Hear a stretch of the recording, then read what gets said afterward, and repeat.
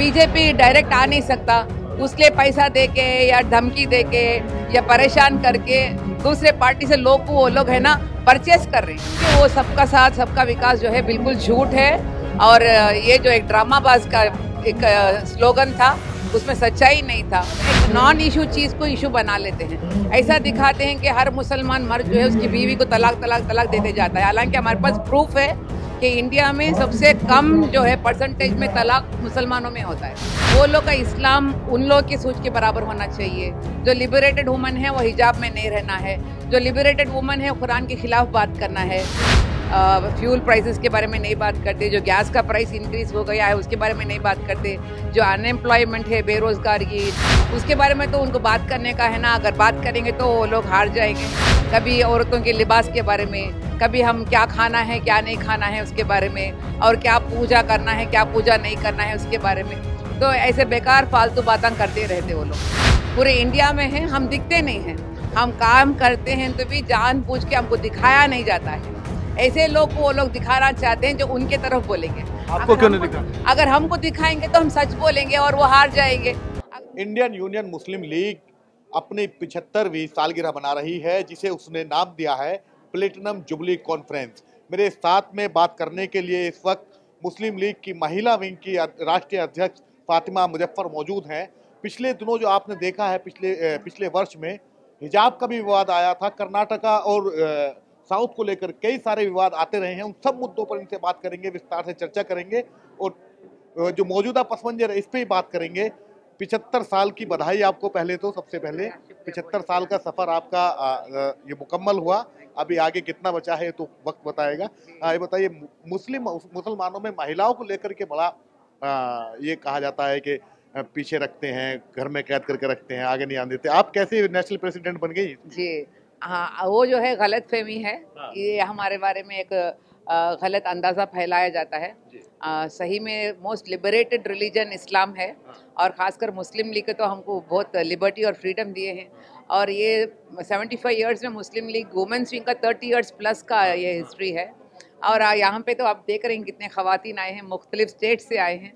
तो ये प्रूफ है, सिर्फ हम कहते नहीं करके भी दिखाते हैं कि मुस्लिम लीग और मुसलमान इस्लाम में कितना लिबर्टी है। और वो लिबर्टी विद प्रोटेक्शन है।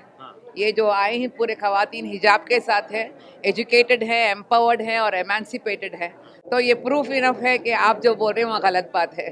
वो तो उन लोग को ऐसी ही बात चाहिए, क्योंकि वो लोग जीडीपी के बारे में नहीं बात करते, इंक्रीजिंग फ्यूल प्राइसेस के बारे में नहीं बात करते, जो गैस का प्राइस इंक्रीज हो गया है उसके बारे में नहीं बात करते, जो अनएम्प्लॉयमेंट है बेरोजगारी और जो बिलो पॉवर्टी लाइन में जो लोग आज तड़प रहे हैं, परेशान हैं, और इंडिया का जो है इतना बैकवर्ड हो गया है, रिसेशन आ गया है इंडिया में, उसके बारे में तो उनको बात करने का है ना। अगर बात करेंगे तो वो लोग हार जाएंगे।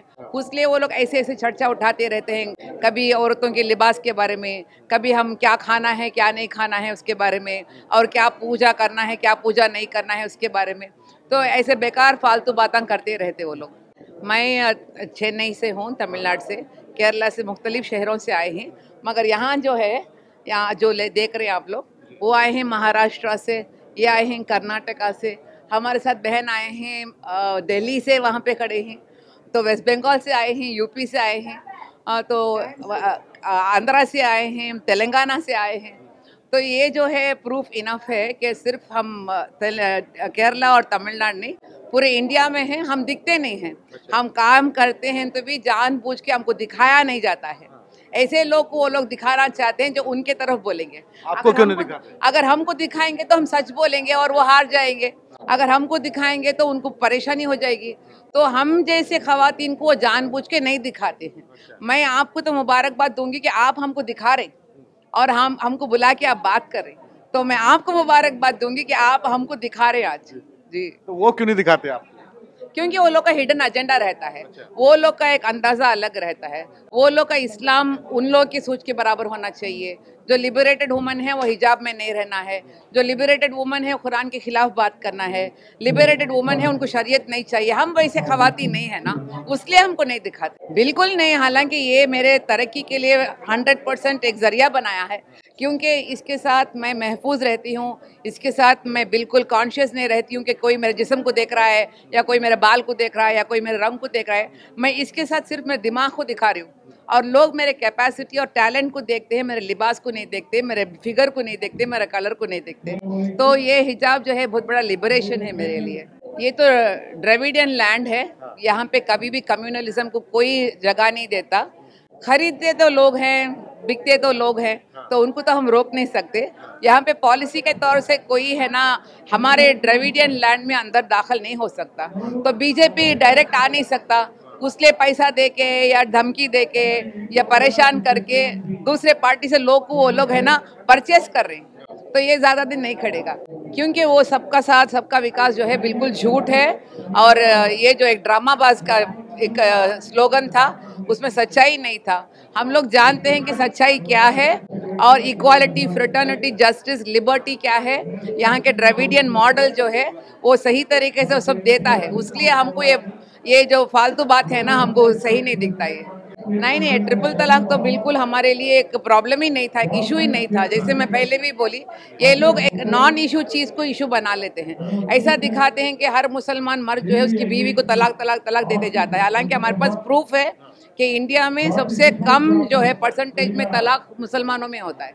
हालांकि हमारे लिए तलाक देने का तरीका कुरान में बोला गया है। तो ये जो लोग जो मुदाखलात करके इन लोग के तरीका जो दिए थे, we have not accepted it, उसको कम्प्लीटली रिजेक्ट कर दिए। और इनका जो था सिर्फ वो बिल में रहा गया, पेपर में रहा गया और पार्लियामेंट में एक एक्ट से रहा गया। मुसलमान तो उसे कभी भी अपनाए नहीं या उसे एक्सेप्ट किए, हम तो रिजेक्ट कर दिए उनका जो एक्ट है। Thank you.